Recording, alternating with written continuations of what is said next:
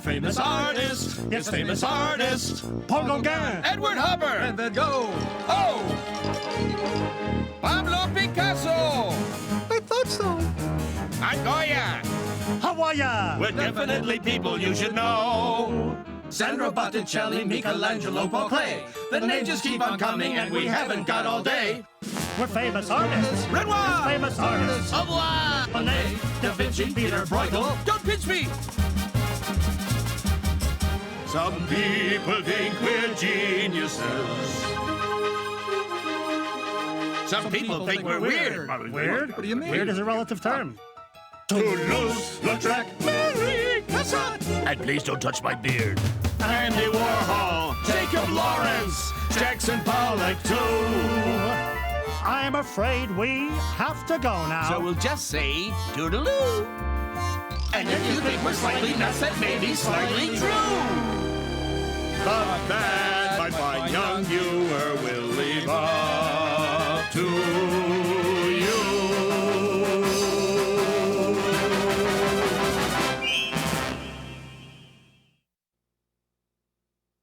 And I'm Rembrandt Harmenszoon van Rijn. But everyone just calls me by my first name, Rembrandt. A lot of people think that I am one of the greatest painters who ever lived. Some even say I'm the greatest. Here are some of my pictures. Some of them are drawings, and some are prints called etchings. But through the years, I've become best known for my paintings of people. Those kinds of pictures are called portraits.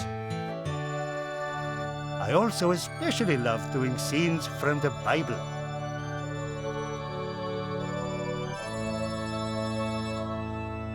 This is my hometown of Leiden, a big city in the country of Holland.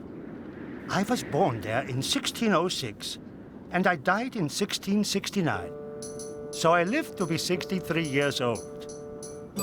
Leiden was a friendly city, which welcomed people from other countries, even though they looked different and dressed differently from us.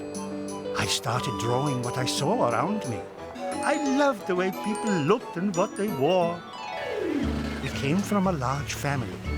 I had 4 brothers and 4 sisters. And my papa owned a great big windmill where he worked grinding grain. Rembrandt, if I've told you once, I've told you 1,000 times. Windmills are not toys. I had lots of fun there when I was growing up. When I climbed up inside the windmill, I could see the light and dark coming and going as the blades went round and round. The contrast of light and dark became a very important feature in my pictures. I liked the way light and dark made things change, and I used that idea in a lot of my paintings. This is my mama. She was a very serious and religious woman. When I grew up, I painted this picture of her reading the Bible. But she was fun too. Our whole family had lots of fun together. I loved to draw them in funny clothing. So I put them in costumes from stuff I collected. See, here is my papa. Nice hat. My parents knew I had a special talent and agreed to let me study art. So when I was a young man, I studied to be an artist with Jan van Swanenberg, a local artist and teacher. These are etchings I did of myself. To have fun, I tried to see how I would look with different facial expressions. Even though there were no cameras in my time, you can see what I looked like. I love to paint pictures of myself. So I did about 90 of them, more than any other famous artist. I painted this when I was 23. Look carefully now. Do you see how the paint is blended into the background? Especially around my hair. As far as I know, I was the first artist to do that. Look at this. See? See?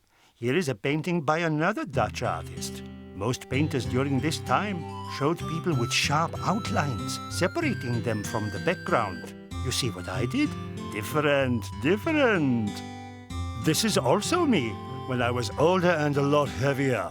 Too bad we didn't have aerobic exercise back then, And 1 and 2 and 3, everyone count for the fern! I also enjoyed studying old people. They were always so interesting to look at. Look carefully. When I got older, I changed the way I painted too, see? I put the paint on thicker to get more expression, more feeling. This is when my paintings really started to become really remarkable. My earlier paintings were much different, smoother looking. This is one of my first known paintings, The Stoning of St. Stephen. I loved to paint stories from the Bible. And just for fun, I put myself in the painting. Well, seriously though, I tried to show how people really felt. Look at this. Look how I used light and shadow in this one. It reminds me of how objects looked inside my papa's windmill. This is called chiaroscuro, which means light and dark. See how the man is lit up by the candle and everything else is in shadow. It really makes the face stand out, doesn't it? And this picture is only 12 inches tall. Oh, I painted lots of little paintings. This one is only 2 inches tall. Really? Later on, you'll see how my paintings got bigger. This is the city of Amsterdam, much larger than my hometown. When I became a grown-up artist, I moved to the big, important art city of Amsterdam. Amsterdam is the capital of Holland, with canals running through it, just like Venice, Italy. Hey, mister, is this in the city of Venice? No, sir, you must have made the wrong turn. This is not Venice, Italy. This is Amsterdam, Holland. Nuts, I knew we should have turned around at the Spain. You'll never ask a direction. What do I need a direction? I saw lots of boats loaded with mysterious boxes and crates full of fantastic things. Wow! I couldn't wait to get my hands on that stuff. Here I am in a real fancy costume with my dog, Hoogstatten. I loved dogs, so I put them in a lot of my paintings and drawings. My first house in Amsterdam was near the Jewish neighborhood. That's where I found lots of great models for my Bible pictures. Oh, I painted many scenes from the Bible, but I dressed the people in whatever costumes I liked. And used furniture and other things from my own time. I wonder if people from Bible times would recognize themselves if they saw the pictures I made. Hey, Jacob, what do you suppose that's all about? Beats me, Esther. Because there weren't any cameras in my time, many people wanted their pictures painted. Most of the people I painted wore black clothes and wanted to look very serious. It was the style of the day. Excuse me, my dear lady, but would you mind smiling a little? Would you smile if you had to wear this ridiculous collar all the time? All right, please, take a break. Sheesh, what a cranky model. Cranky. Well, at least this starch collar is good for something. Not too long after I moved to Amsterdam, I met this lovely lady called Saskia. Isn't she pretty? This is a picture of her and myself, all dressed up in fun costumes. Soon we fell in love and got married. Saskia, darling, pussycat, you are the Roman goddess of spring, so try to look springy. Like this? Yes, but stand still, my sweetheart. Oh, boy, I had to marry a comedian. But I was crazy about her. Just like when I was a boy, I kept on collecting stuff from all over. I bought all kinds of fancy and fun clothing and things to dress people up in so I could make my pictures more interesting. Let's see. I'll take one of these, those. The monkey! I can always use a monkey. Honey, I'm home. What did you bring home this time, sweetheart? Oh, it's just another fur piece, my sweet. Just kidding, Saskia. That's no fur piece. That's my monkey. Saskia and I had a son now. His name was Titus. I tried to paint at home to spend as much time with my family as I could. Dear, the water bucket has a leak again. Papa, would you show me how to draw a horse? I can't get the head right. If you could just go over this policy and sign on the dotted line. Pizza delivery for Mr. Rembrandt? In spite of this, I painted over 500 pictures.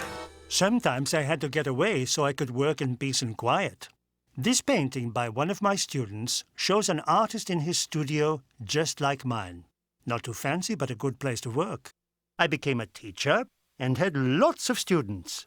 By the time I was 22, I was the most popular art teacher in Holland. Look at this one. This is one of those moody pictures that I'm famous for. The boy looks as if he's stuck on a math problem or daydreaming, just like kids do today. Guess who the boy is? It's my own son, Titus. I taught my students to try and make the people in their paintings look like they were really alive, thinking, feeling something.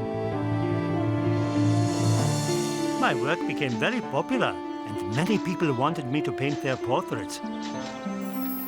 But some of my students got so good at painting my style that people sometimes couldn't tell my students' pictures from mine. All this copying caused problems. Even today, people have trouble figuring out what I really painted. Like this painting, The Polish Rider. Some experts don't think it was really painted by me. I guess I'm the only one who knows if I'm the real artist of this one, but I'm not telling. Here's a scene from the Bible called the Feast of Belshazzar, where people are at a party and they get really surprised by a mysterious hand that writes in Hebrew on the wall. They were so surprised that they knocked over some glasses of wine. What a mess. That's the last time we invite Belshazzar and his friends over. You can say that again. Okay, that's the last time we invite Belshazzar and his friends over. Ugh. I used smooth brush strokes to paint the faces, but in other parts of the painting, I really globbed the paint on thick. See how the jewels stand out? And the gold fabric, they seem really real, don't they? You there. Keep your hands off my jewels. Jeez, excuse me. Some of my paintings are really large. This one is enormous.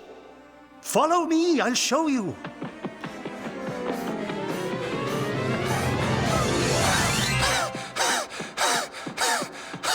The people in this piece are actually life-size. So the picture is about 12 feet tall. It's called the Night Watch. A group of soldiers paid me to paint a really big portrait of them to hang in their new clubhouse. Before I came along, artists did group portraits in a certain way. They made sure everyone in the painting was about the same size. Like this painting by another Dutch artist. See how everyone's the same size? That way nobody felt left out. And everybody was happy to pay the artist for his portion of the painting. But I thought these paintings were stiff. Stiff! I didn't like that. No expression. No life. In the Night Watch, I wanted to do something different. I wanted my paintings to look natural. Like real life, with men standing around talking and getting ready to go for a march. I knew how different this painting was going to be, and I didn't want anyone to see what I was doing. Not even the soldiers who paid me. Hello there, Master Rembrandt. How's it going? Well, well, Captain Fundingen-Klingen. Could I take a peek? Well, I don't mind, but my dog might. He might think you are trying to steal something. Ach, you artist. So temperamental. Nice doggy. Nice doggy. Oh, wait until he sees. Oh, boy, is he going to get a surprise. But when I finally showed the painting, a lot of people got angry, especially the people who paid to be in the painting. They all wanted to be the same size. How come your arm is over my face? Don't ask me, ask Rembrandt about it. Why are you in the front and I'm way in the back? Probably because I look better. We had to pay 100 florins apiece for this? Oh boy, my wife is gonna kill me. Oh, my relatives were expecting to see Ooh. I gotta be in the front. Get out of my way. Stop it. This is my picture. I can't even see my legs. Even though The Night Watch is one of my most famous paintings, it was the start of a lot of my problems, too. My dear wife, Saskia, had been sick for a long time, and while I was painting The Night Watch, she died. This made me very sad, and when I found out the soldiers were unhappy with my painting, I was even sadder. But I kept on painting anyway. I threw myself into my work. I painted more than ever, and I didn't care what people thought. And guess what? My paintings got even better. It's funny how things like that can happen sometimes. Here is an example. See how my work got better? This is probably my greatest portrait, called the Syndics of the Drapers' Guild. It's a group of important men. I painted the group of men looking right at you. It's almost as if you walked in during their meeting and they stopped to see what you wanted.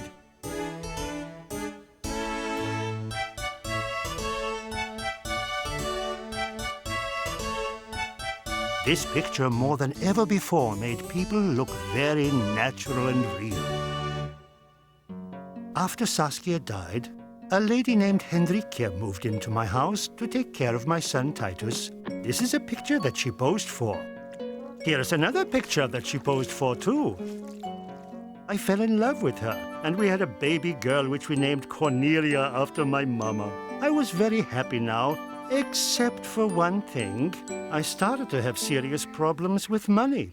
You see, I had spent too much money on a big new house. I spent even more money, filling the house with antiques and paintings and junk. So we had to move to a smaller and less expensive house. But before we did that, we decided to have a big yard sale to get rid of a lot of my stuff. How much for this beat-up old helmet? 5 guilders. I'll give you 2. I paid 10 guilders for it. It's all dented up. All right, make it 4 guilders. 3. 4.5. 3 1/4. 6 7/8. 5 1/2. Sold! I finally got rid of everything.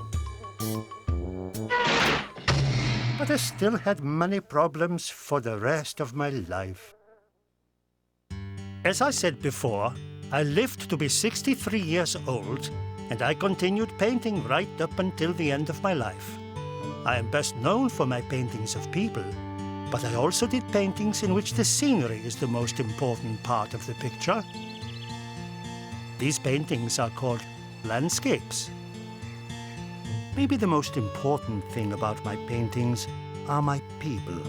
If you look at them closely and forget about the funny clothes they wore or where I placed them, they might almost seem like people you might know today. I made the people I painted seem alive, even more real than a photograph could. That's why many people think I'm the greatest painter who ever lived. I hope that you can see how I helped change the way people made art and how they looked at art. I used paint in different ways, too. Smoothly, like many other artists did, but also in great big globs. And I used light and dark against each other to make my pictures more interesting, more dramatic. It's much better to see a real one of my paintings than a picture of one. Look for them in your museum. Well, I'm so happy that I got a chance to know you. Please learn more and more about art. Be creative, use your imagination, and have fun. How's this, Papa? Very good, Titus. Oh, this is good too, Cornelia. See? Anyone can be an artist. Bye!